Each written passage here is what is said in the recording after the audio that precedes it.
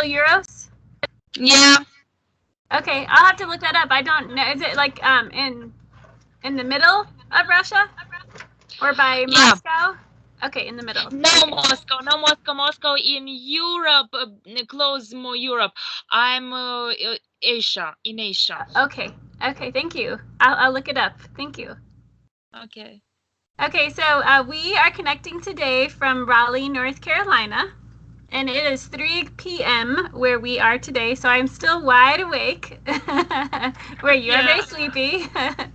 And we were going to talk today about some of our plants and animals that you could find in North Carolina if you came to visit our state or if you came to the museum. So we've been showing the map where we are compared to where you all are.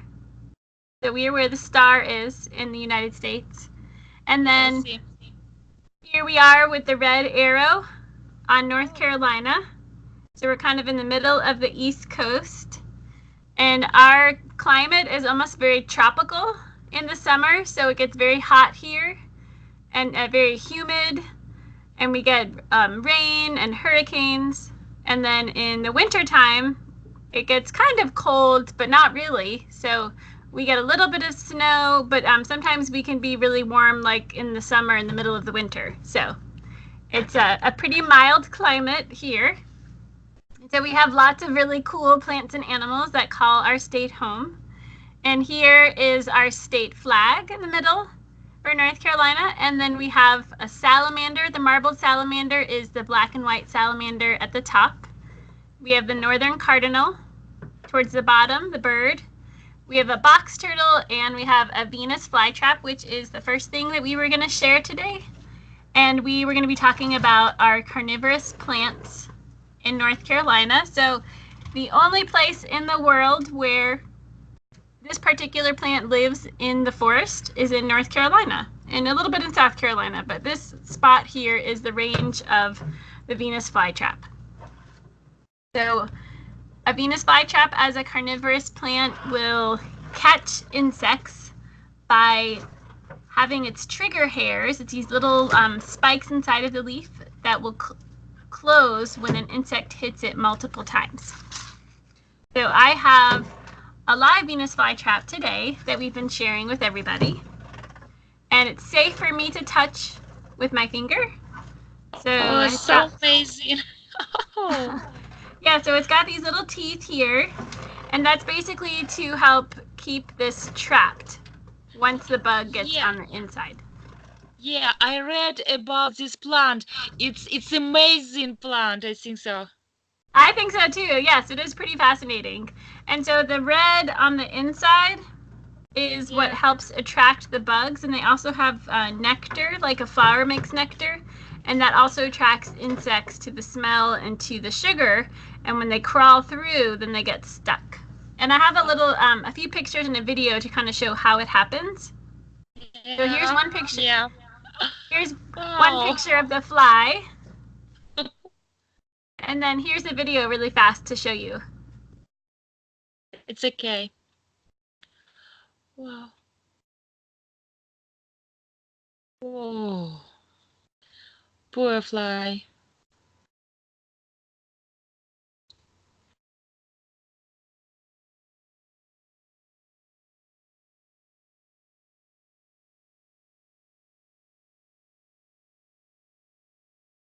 Mm.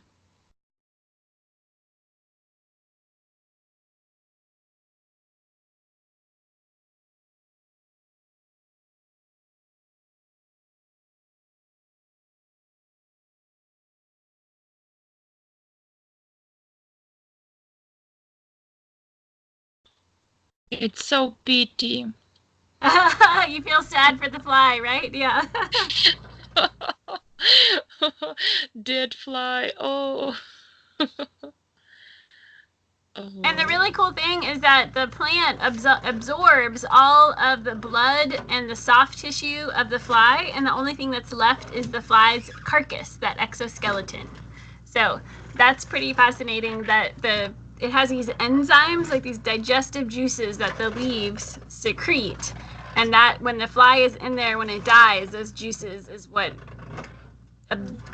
dissolve those body parts and allow the plant to get the nutrients that it needs. So the soils where it grows, they are not very nutrient rich. So the nitrogen and the other minerals drain through the soil really fast. And so the plant doesn't get those nutrients from the soil as readily, which is why they've adapted to eat insects. So this is one. How did you feed this plant? So we don't always feed them in captivity because they can survive without food in captivity. We can give them fertilizer, but some people will catch ants or small crickets. We've had cockroaches crawl through them by themselves and get eaten by getting stuck in the plant. Spiders will often crawl around and get stuck in these as well. So that would be one way to feed them food.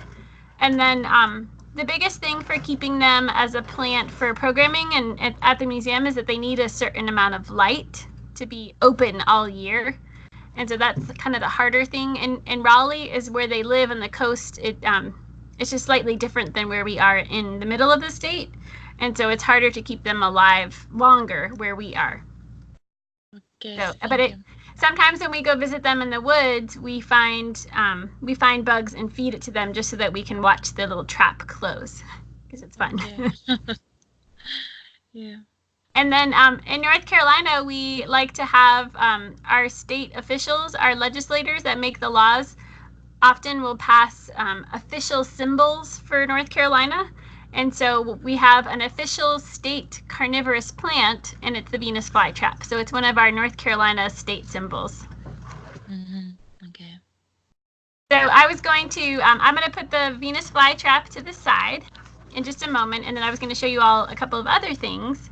But one more thing to note before we continue is that the Venus flytrap also has flowers, and the flower stalk is much higher than the actual leaves at the bottom so that the pollinators who come to the flower don't get stuck in the trap. So bees and little wasps and butterflies and other small insects can come and get nectar from the flowers and pollinate the flowers, but not get stuck in the traps below. So there's two things going on. It wants insects to come and pollinate its flowers, but it also wants to eat the insects. So it has the flowers way above those leaves to keep them, I guess, safe, if you will, safe from getting eaten. Okay. Okay, so that was our plant to share for today. And then we were also going to talk about two species of animals that we find a lot of in North Carolina. And the first one is a group of animals called salamanders. And just in our state of North Carolina, you can find about 60 different species of salamanders. And so the one at the top left, we have Hellbenders. The one with the spots is called a spotted salamander. We have a red salamander and then a Yanalasi salamander at the bottom. And they are our amphibian representatives. So their life cycle is really interesting and is very different than lizards or snakes or turtles. It's very different than reptiles. So amphibians are some of the earliest animals on Earth that emerged from the water and began the evolution of life onto land. So here is a picture of the life cycle of a salamander, which is what we were going to meet today. And I don't have this salamander. This is a Chinese giant salamander. So you cannot see this in Raleigh. I just think it's really awesome that it exists in the world. But we do have this salamander, which is related in North Carolina in our mountains and the mountain streams. And they are called Hellbenders. And I have a model so that you kind of get an idea of the size of the salamander. So in North Carolina, this is our largest salamander species that we have in our state. So not as big as the Chinese salamander, giant salamander, but it is in the same group of animals. So here's one example, and they all are slightly different in color. So they can have yellow spots with red eyes. They can be more of a gray and a black color. The one in the picture is like a yellow and brown color. So they're all very individual in their colors and patterns, which is really cool when you think about live animals being so different and being able to tell them apart when you start to pay attention to that kind of detail. So Bright color like yellow or red. Maybe they are dangerous for men, no? yeah, so for sometimes in nature, yes, you were correct. In nature, animals can have really bright colors as a warning color. So like in this picture of salamanders here, the red salamander is pretty distasteful. It tastes bad. So it's not necessarily poisonous that it kills something, but it makes animals want to leave it alone because it doesn't taste good. Yeah. Yeah, so you're right. Bright colors in nature and in animals often indicate poison or danger to predators that might try to eat them. So our animal that we're going to meet today is this little salamander, and it's called a marbled salamander. And it's usually black and white, black and silver color. And in this picture, the female is surrounding the eggs and will actually protect the eggs until the little pool that she has, little depression, it's like a little empty spot in the ground. She will lay the eggs, and when it rains, then the little depression fills up with water, and then she leaves the eggs there to develop. So she lays her eggs first, even though they need water. They can wait a little while before it rains, and they like to lay their eggs in places where there is no water all the time, so that the fish cannot eat their eggs. And so here is a picture of the eggs to show you. Yeah. Oh, so small.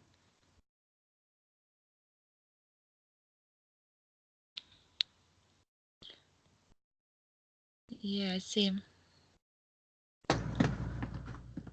So the eggs, when they hatch out, they have feathery gills, like in this picture. Oh, so And funny. they stay like this for a couple of months, swimming around in their little pool, in their little pond, and they eat other little insects. Sometimes they will eat other little salamanders and tadpoles that are sharing the water with them.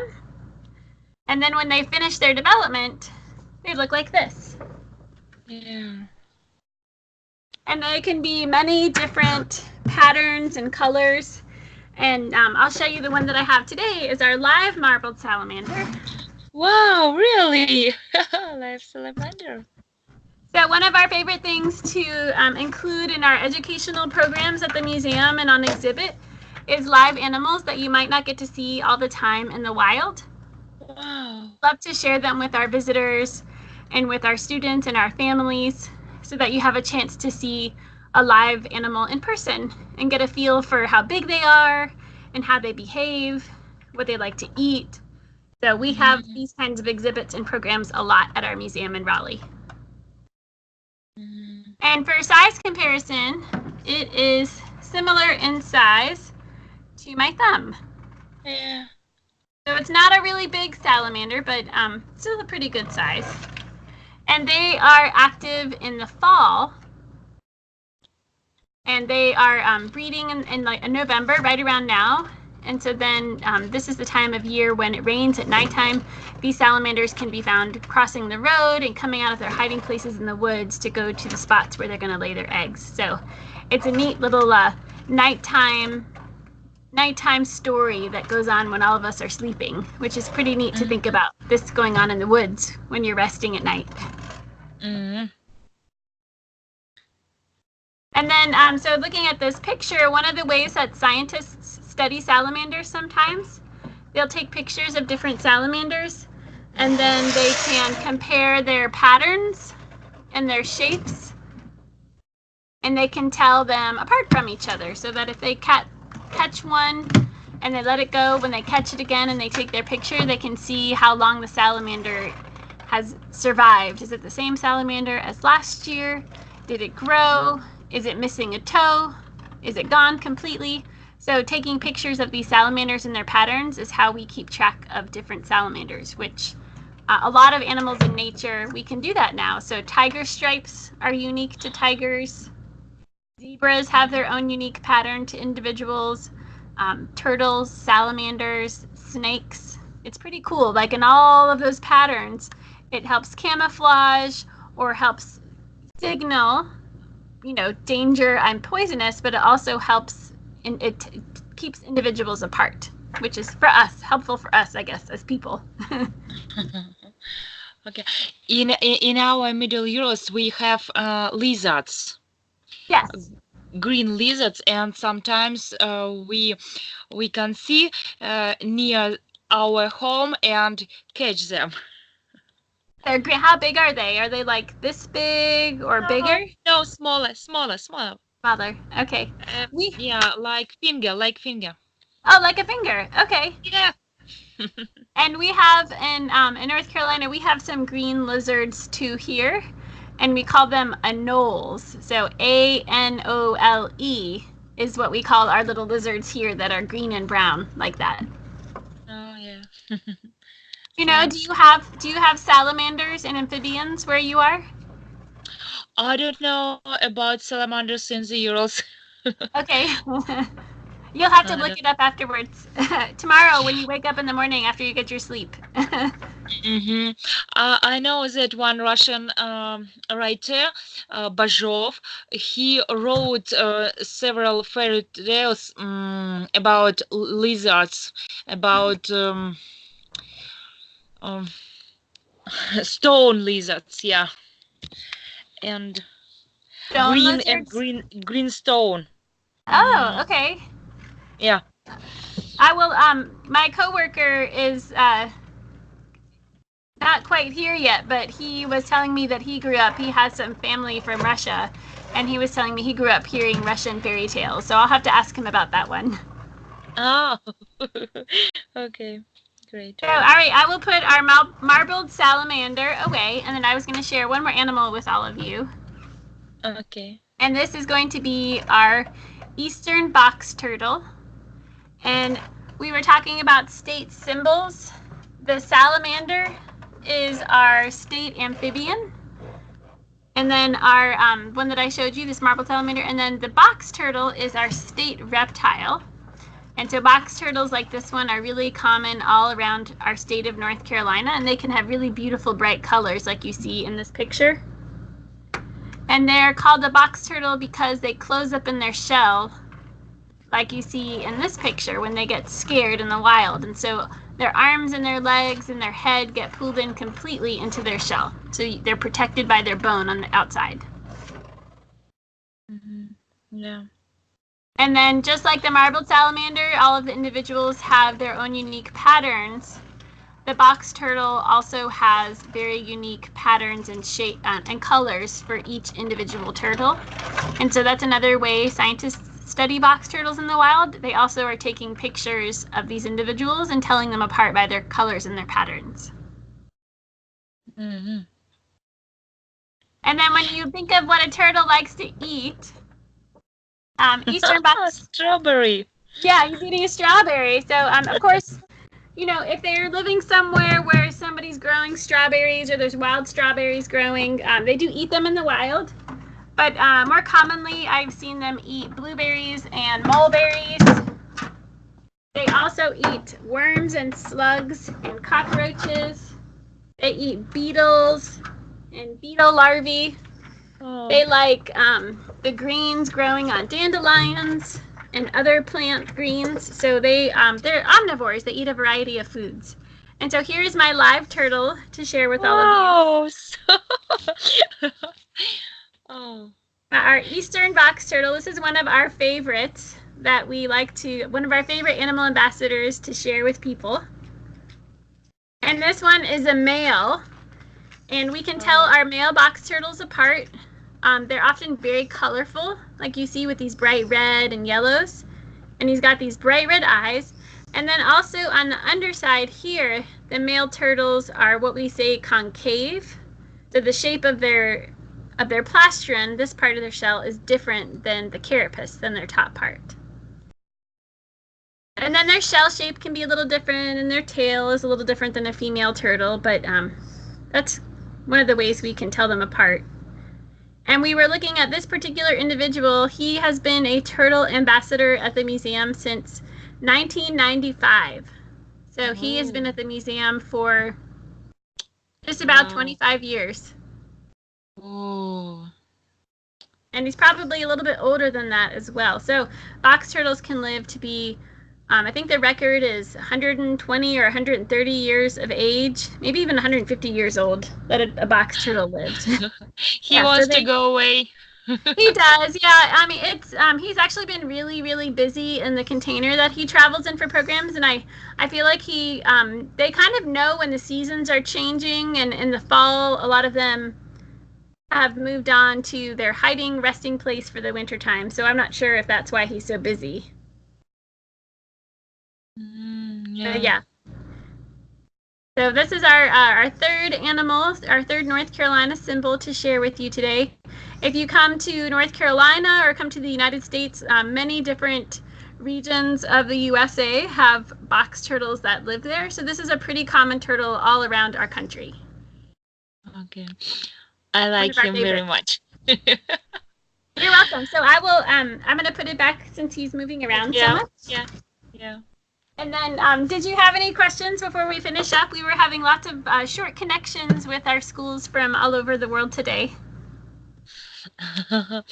Okay, thank you very much. It's amazing for me. I have seen the Skype session the first time because you have this picture, you have these animals. It's amazing because sometimes several times a week I do virtual field trips in our local museum, historical museum.